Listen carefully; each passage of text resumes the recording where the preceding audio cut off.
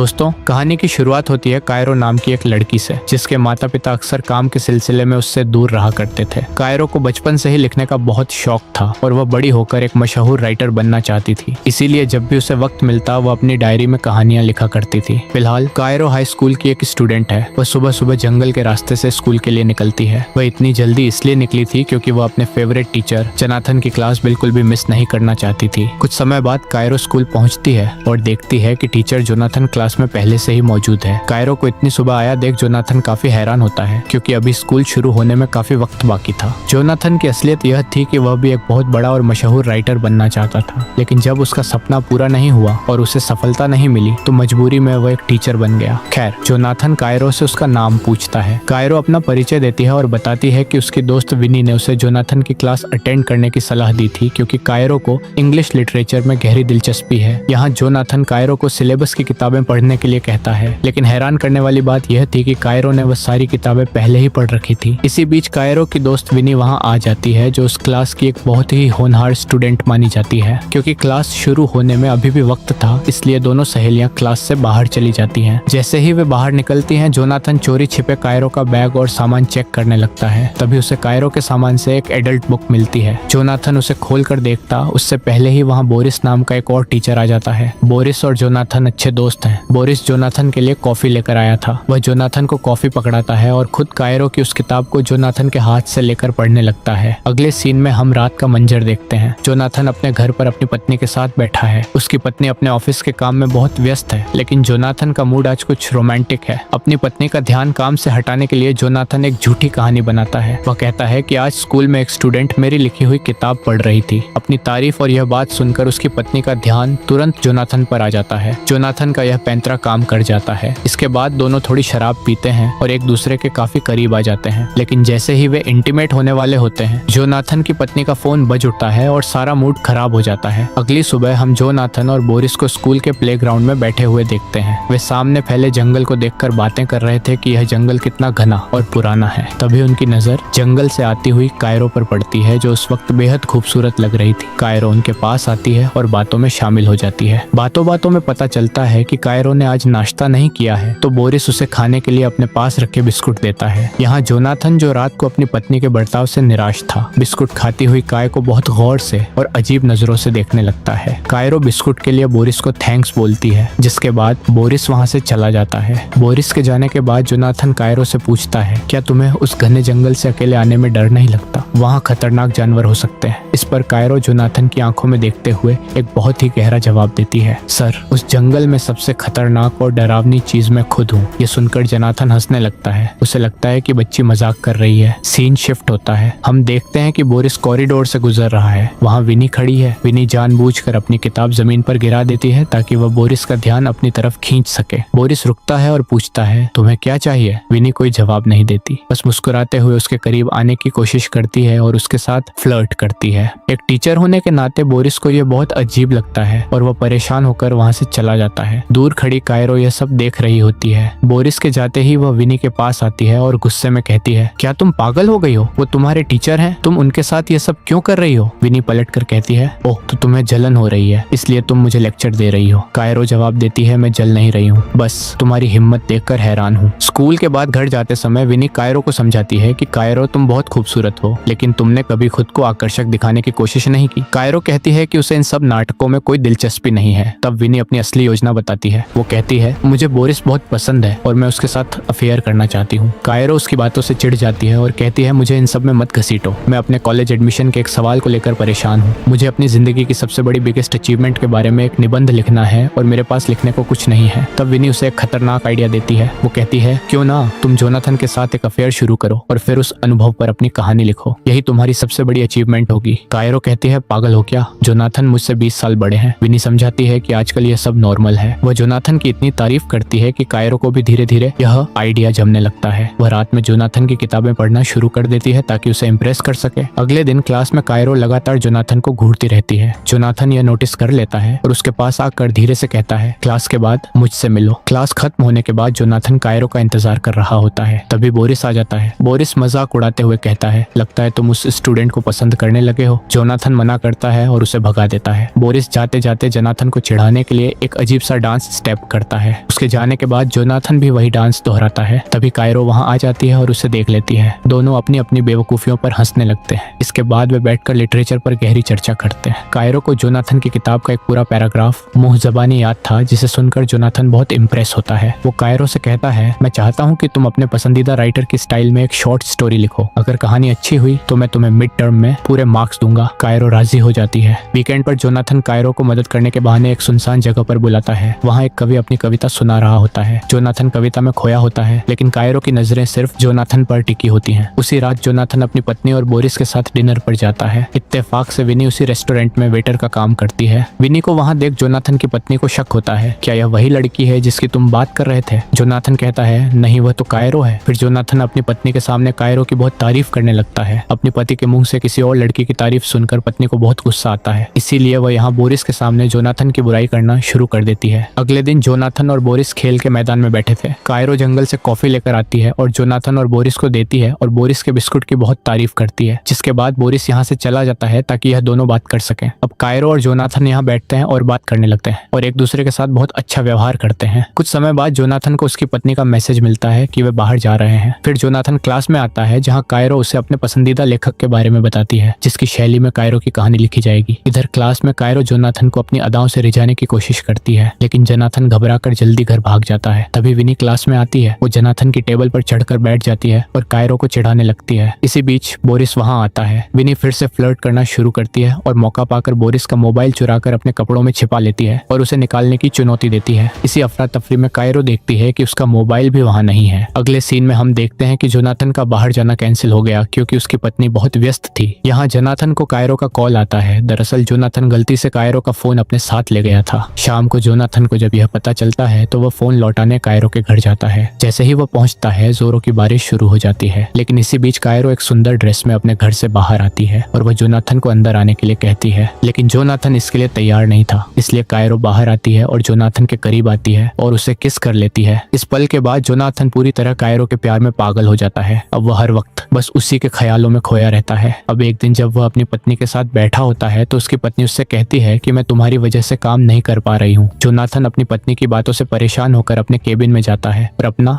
Email check करता है। वहाँ उसे कायरो का भेजा हुआ असाइनमेंट मिलता है। जब वह उस कहानी को पढ़ता है तो उसके होश उड़ जाते हैं। यह एक एडल्ट स्टोरी थी, टीचर और एक स्टूडेंट के बारे में थी, बिल्कुल कायरो और जोनाथन की तरह, जो जोनाथन को बहुत पसंद आती है। जोनाथन डर जाता है। अगली सुबह स्कूल में जोनाथन का बर्ताव पूरी तरह बदल जाता है। वो कायरो से रूखेपन से बात करता है। दरअसल जोनाथन को पहले ही पता चल गया था कि कायरो इस कहानी को एक असाइनमेंट के रूप में पेश करने वाली है, और क्योंकि वह किसी को भी कायरो के साथ अपने रिश्ते के बारे में नहीं बताना चाहता था। जब कायरो वजह पूछती है तो जोनाथन कहता है, मैं नहीं चाहता कि किसी को हमारे रिश्ते के बारे में पता चले। तुमने उस कहानी में सब सच लिख दिया है, तुम्हें यह कहानी बदलनी होगी। साथ ही जोनाथन कहता है कि तुमने उस कहानी में बहुत सी गलत बातें लिखी हैं, जिस पर कायरो कहती है कि यह सब हमारे बारे में है। लेकिन जोनाथन कहता है कि हमारे बीच ऐसा कुछ नहीं है और तुम्हें अपनी कहानी दोबारा लिखनी होगी, नहीं तो मैं तुम्हें मिड टर्म में फेल कर दूंगा। कायरो को यह सुनकर बहुत गुस्सा आता है। वो चिल्लाती है और वह कहती है कि तुम मुझसे जल रहे हो क्योंकि मैंने वो लिखा जो तुम नहीं लिख सके, और अगर तुम मुझे फेल कर सकते हो तो कर दो। तुम मुझसे जलते हो क्योंकि जो तुम कभी नहीं लिख पाए वह मैंने लिख दिया। अगर फेल करना है तो कर दो। इसके बाद कायरो रोते हुए घर जाती है। घर जाकर कायरो विनी के साथ शराब पीती है। फिर सीन बदलता है और हम जोनाथन को देखते हैं। जोनाथन डिप्रेशन में है, जो बहुत दुखी और परेशान था। उसकी पत्नी उससे पूछती है। अपनी पत्नी के साथ नजदीकी बढ़ाने के लिए वह उससे कायरो की लिखी वही एडल्ट स्टोरी पढ़ने को देता है। जैसे ही वह इसे पढ़ती है, उसकी पत्नी भी रोमांटिक हो जाती है और जोनाथन के करीब आती है। लेकिन तभी वहाँ बोरिस आ टपकता है, जिसकी वजह से उनका रोमांस अधूरा रह जाता है। इधर कायरो अपना बदला लेने का फैसला करती है। वह विनी से कहती है कि अब मुझे जोनाथन में कोई दिलचस्पी नहीं है। फिर कायरो विनी को बोरिस को मैसेज करने के लिए कहती है, जिसके बाद विनी मैसेज करके बोरिस को चिढ़ाना शुरू कर देती है। लेकिन विनी की बातों का उस पर कोई असर नहीं होता। इसके बाद कायरो अपनी और विनी की एक अच्छी फोटो बोरिस को भेजती है। यह सब देखकर बोरिस समझ जाता है कि कुछ गड़बड़ है और वह जोनाथन के घर से निकल जाता है। कुछ ही देर बाद जोनाथन की पत्नी को स्कूल से एक फोन आता है, जिसकी वजह से उसे जोनाथन और कायरो के रिश्ते के बारे में पता चल जाता है। घर में भारी क्लेश होता है। फिर जोनाथन की पत्नी जोनाथन से पूछती है कि यह सब क्या है, लेकिन जोनाथन कहता है कि यह सब झूठ है, लेकिन बात हाथ से निकल चुकी होती है। फिर अगले दिन हम देखते हैं कि कायरो क्लास में नहीं है, बल्कि प्रिंसिपल के ऑफिस में थी, क्योंकि यहाँ वो प्रिंसिपल को अपने और जोनाथन के बारे में सब कुछ बताने वाली थी। यहाँ कायरो जोनाथन की सच्चाई के बारे में सब कुछ बता देती है, और इसके बाद जब जोनाथन से इस बारे में पूछा जाता है तो उसके पास कोई जवाब नहीं होता, जिसके बाद जोनाथन को स्कूल से निकाल दिया जाता है। स्कूल के बाहर बोरिस उसे मिलता है और समझाता है दोस्त, और कहता है कि तुम्हें अपनी हद पार नहीं करनी चाहिए थी और हद पार करने की वजह से ही आज तुम यहाँ बैठे हो। एक स्टूडेंट के साथ रिश्ता रखकर तुमने अपनी जिंदगी बर्बाद कर ली। रात में जोनाथन घर पहुंचता है और अपनी पत्नी को बताता है कि उसे नौकरी से निकाल दिया गया है। पत्नी अब यकीन कर लेती है कि अफेयर की बात सच थी और वह जोनाथन से कायरो के साथ उसके रिश्ते के बारे में पूछती है, लेकिन यहाँ भी जोनाथन कुछ नहीं कहता और कहता है कि ऐसा कुछ नहीं है जैसा सब समझ रहे हैं। इस वजह से इन दोनों के बीच झगड़ा हो जाता है, जिसके बाद जोनाथन की पत्नी उसे तलाक की धमकी देती है और यहाँ से चली जाती है। जोनाथन अब पूरी तरह अकेला और बर्बाद हो चुका है। इसी बीच विनी कायरो को बताती है कि तुम्हारी वजह से जोनाथन की जिंदगी बर्बाद हो गई, तुम्हें बुरा नहीं लग रहा, तुमने ऐसा क्यों किया? लेकिन कायरो को बिल्कुल भी दुख नहीं था कि उसने किसी की जिंदगी बर्बाद कर दी। असल में वह खुश थी। वह मुस्कुराते हुए कहती है, मुझे क्यों बुरा लगेगा? जोनाथन ने मेरा इस्तेमाल किया और मैंने उसका। अब उसे पता चलेगा कि मैं क्या हूँ। मुझे अपने कॉलेज एडमिशन के लिए एक सबसे बड़ी उपलब्धि वाली सच्ची कहानी चाहिए थी जो अब मेरे पास है। कायरो उस अनुभव को अपने निबंध के तौर पर लिखती है और अपनी कॉलेज की सीट पक्की कर लेती है। जैसा उसने शुरू में कहा था, वो जंगल की सबसे खतरनाक चीज है। तो दोस्तों, इसी खतरनाक मोड के साथ ये फिल्म यहीं खत्म होती है। अगर आपको यह कहानी पसंद आई हो तो चैनल को सब्सक्राइब करें और नोटिफिकेशन बेल जरूर दबाएं। वीडियो देखने के लिए आपका बहुत बहुत धन्यवाद।